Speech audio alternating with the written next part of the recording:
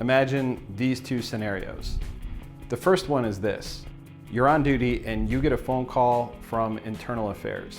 You're told that you need to come down for an interview, but you're being interviewed as only a witness.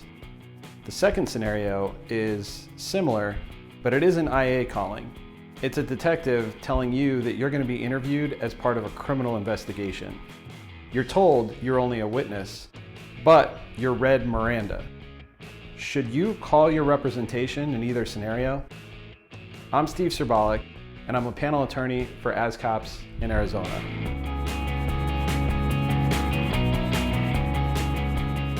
This week, I'll be discussing when you should call for help. Before I address the scenarios, I want to settle some myths or misconceptions. Just because you're consulting with representation doesn't mean that you did anything wrong. Most officers and supervisors have very little contact with internal or criminal investigations into police misconduct.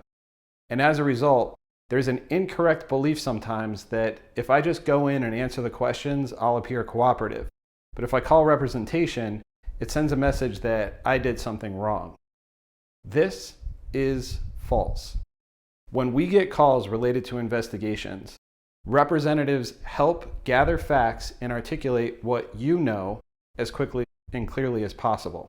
Even if you personally are not the target of an investigation, if you're asked to provide a statement, you don't want to be misunderstood, or, God forbid, misspeak to the extent that an investigation could be launched into your role.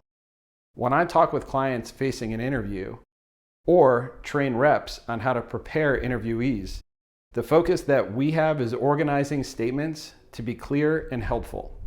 In other words, contacting representation doesn't make you look guilty, it makes you well prepared.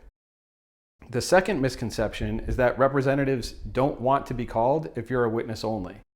This is also wrong, as the Peace Officers Bill of Rights specifically allows witnesses to have representatives present during interviews for serious misconduct cases. Reps in interviews play a critical role. They can ensure that an interview is being recorded, they can offer advice on how to answer questions clearly, and they can help you organize and recognize if an interview is going differently than you expected. So, with these two myths out of the way, here's the answer to the questions posed at the beginning. For scenario one, when you are a witness in an internal investigation, you absolutely should call a rep. Run the scenario by the rep to make sure that you've organized your thoughts and discuss with the rep whether or not you want them present for your interview. For scenario two, this one is even more clear-cut. If you're read Miranda during an investigation, stop. Immediately.